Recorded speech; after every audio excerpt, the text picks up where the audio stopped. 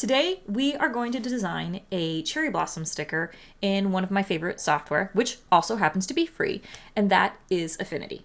What's up, everybody? It's Sarah, and this is my studio. So I had a couple of people on one of my videos comment that they wanted to see how you actually make a sticker and not just how you go and manage to get it printed out on Cricut. So I thought I would walk you guys through my design process.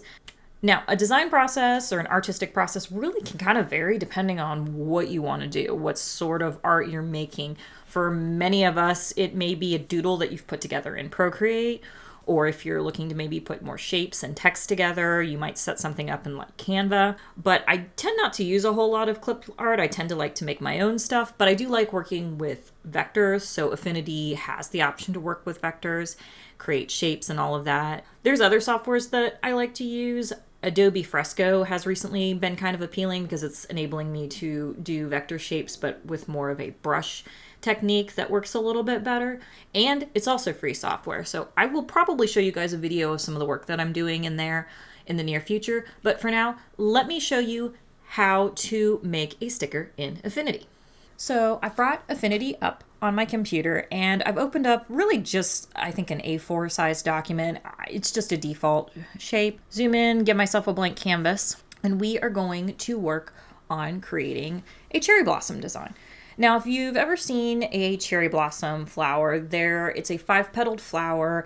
The leaves kind of have a little bit of a dimple to them sometimes, and then there's, of course, like the center with some little stems. A good way to kind of get started when you're thinking about a design and you're wanting to create it from scratch is to kind of take a look at what's out there. In my case, I just happened to do a little bit of a Google search, cherry blossom flower drawing, kawaii, and it gave me some different examples of what people have thought of and done. And most of these, as you can see, is, like I said, 5-petal design, a little bit of a notch I see being used. Sometimes people put in smiles. So that kind of gives you an idea. There's even some examples in here of like how you would go about drawing it if you wanted to do a more organic one. Usually I'll click around, I'll look at some examples, and then I will basically kind of let it go. That way I'm kind of working from my own mind. I've got some reference in my head. I'm going to take advantage of some tools that are built into Affinity to help me because the cherry blossom in general is symmetric, but it's symmetric to a sort of a 5-pointed star. And there are a number of tools in Affinity that can help us with that. So they've got, if you scroll down here, usually it'll be either a rectangle or ellipse. There's a tool that will give us some options on creating a design. And there's all sorts of ones that you could use. I think the cloud tool is what's going to work best for this. The cloud tool will, if you draw it out, you'll see, and you can hold the shift key if you want it to be square 1-to-1 ratio.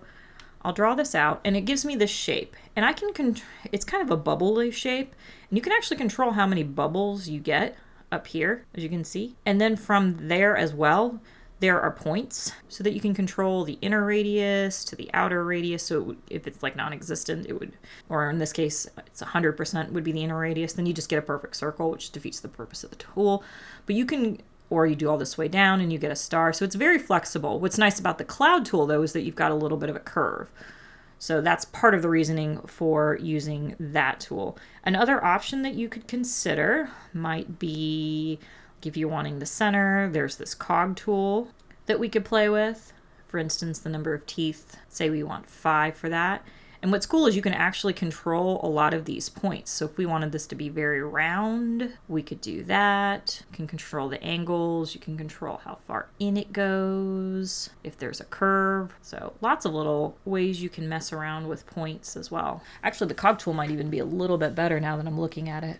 And then if I don't want a hole in the middle, which I don't, I can just drag that to 0 and then it's gone. So now I can kind of play around here a little bit. And of course I can always go in and smooth things out farther down the line if I want to. This might be good because I kind of want to bring in that point a little bit, and I'm going to do that here separately. So I'm going to leave it like that and then give myself the curve that I want for the leaf.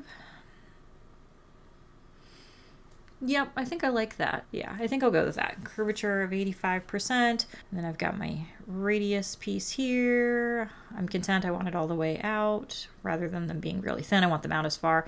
And then I've got my other point all set as well. Yeah, I like that. So this is going to be the shape we're going to play with. So I'm going to grab my move tool, and then if we wanted to, and you wanted a different design, say I go back down here to bubbles 5, and then I can control the inner radius as well here.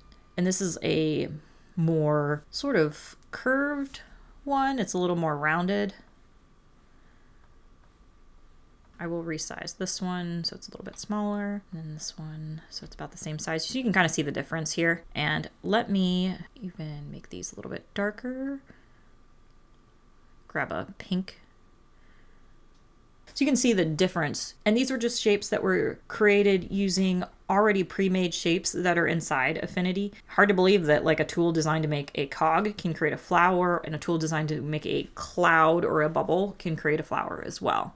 Next step would be I want to add the little notch that you would get for the flower, and I'm going to do this one. What I'm going to do is I'm going to go over to my node tool. And in here, you'll see I still kind of have access to all of these points that created this shape. What I'll need to do so that I can access all of them is to go to vector and convert to curves. You can also, the shortcut for Mac is Command Enter. I'm guessing on Windows it's probably Control Enter. So convert to curves. And now suddenly I've got all of these points. These are the points that I'm going to want to work with to create a notch. And if I were to do the same thing over here, this time I'll do Command Enter for the shortcuts, you'll see I've got just the one point here and it's a curve point. So creating those notches would be a little more difficult with this shape, I think.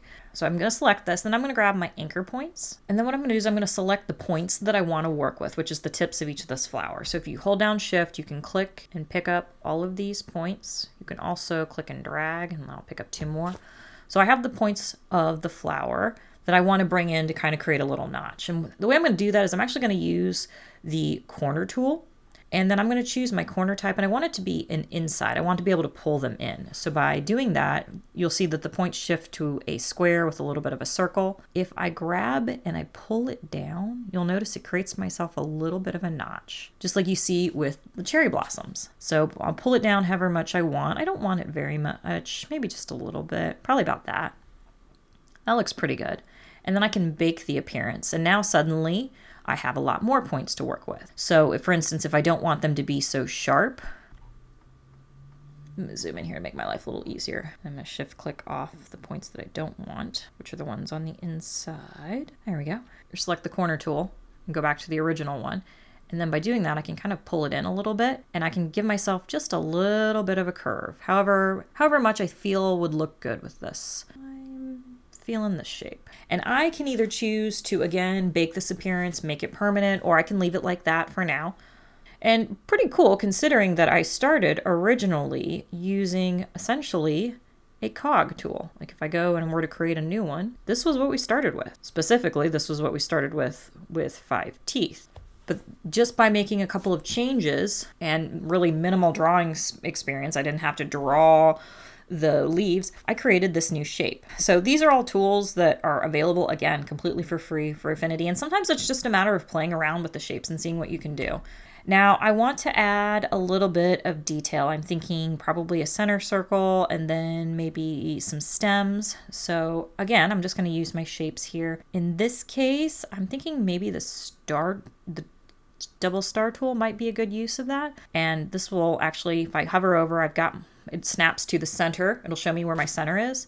And let me change my color real quick so I can see what I am using. I'll go ahead and just grab a yellow. That is really green. Let's slide this over a bit here. All right. So hover over, find my center point, and then I can pull up.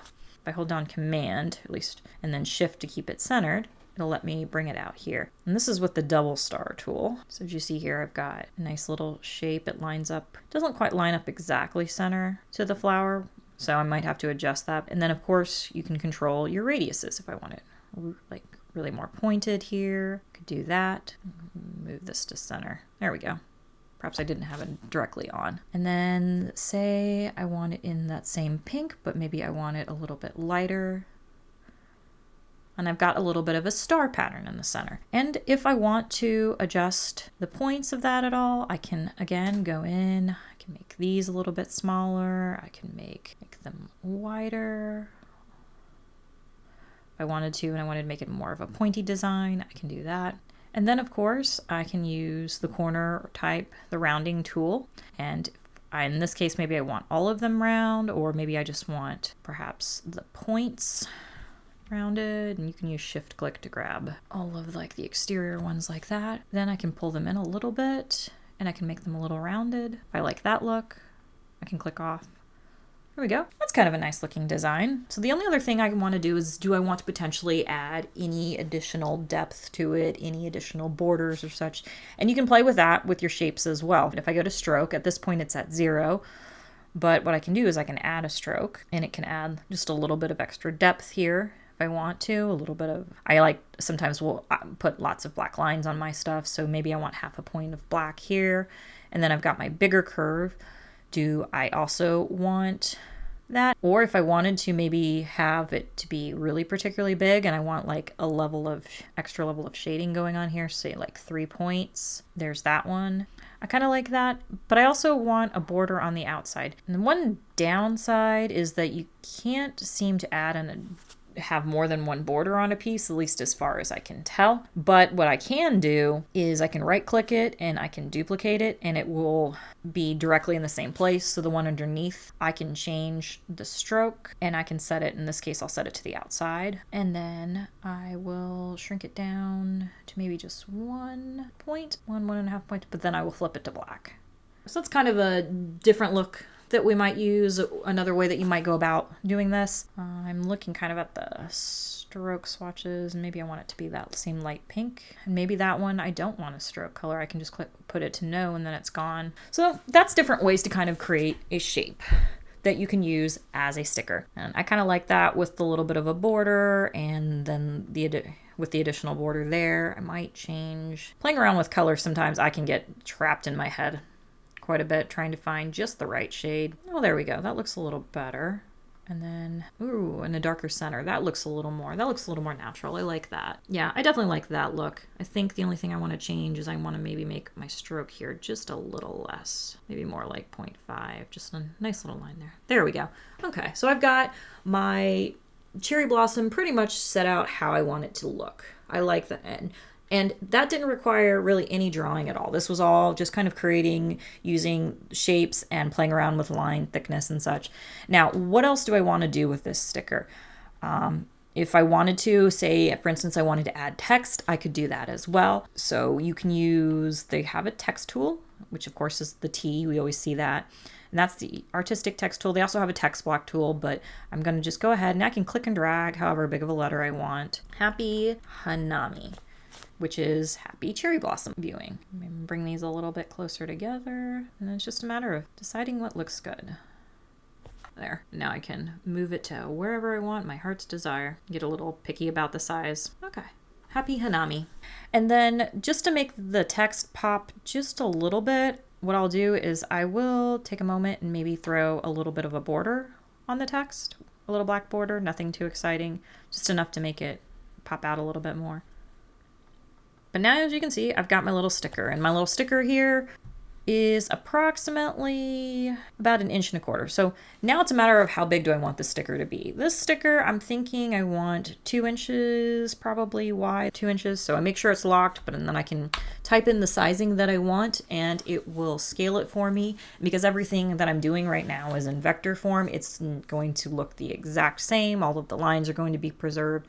About the only thing I might need to adjust sometimes is the border, because the borders sometimes don't always scale unless I have it set to scale, which in this case you do that. So if I undo, I make sure that I click scale with the borders, and then I can go in and put my size in, and then it will come back up, no problem. So now that I have my sticker done, the only thing I really need to do is export the file and either send up the document for printing, like using my full page color sheet, or just bringing it in over into Cricut Design and cutting it that way. Now, I've already done a number of videos on how to set up the sticker page using my full cut technique, and I will leave links both in the description as well as a card here so that you guys can go and watch that video. But to save out the file, really all you need to do is select your sticker, make sure to grab everything, and then you want to go to File, Export, Export again, and then you want to use PNG, and then make sure for the area you pick your selection only. That will basically, I can't really zoom in for it, but that will just have it save out the sticker itself as a file. It'll be cut and cropped all the way down, and it will be transparent as well so that you can bring it in and load it wherever you need.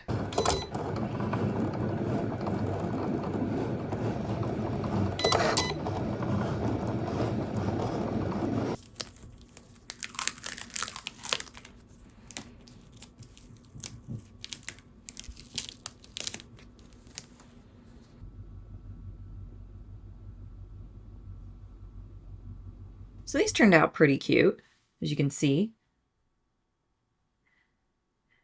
The little black border is sort of down and off by, honestly, I swear I want to say 0.5 millimeter, which I think is about as good as you're honestly going to get with a Cricut, even doing the print and cut technique, which I used this time with the jig. If I were to do them probably with the like standard print and cut, like just kind of load the digital file and have it add the bleed and run that, I honestly feel like I would probably get very similar results, just because I think that's the accuracy level of Cricut.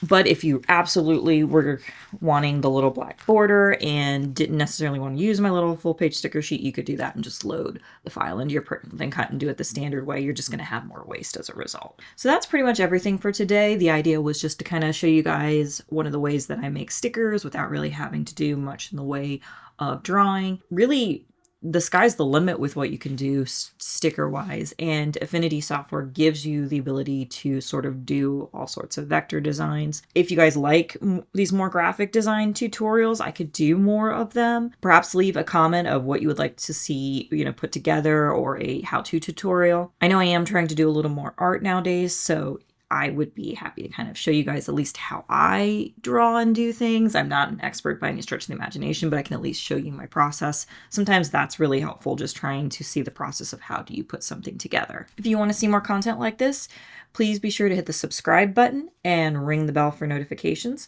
Also, if you could tap the like button to let the Eldritch algorithm know that this video was a good one, and I will see you guys next time. Bye!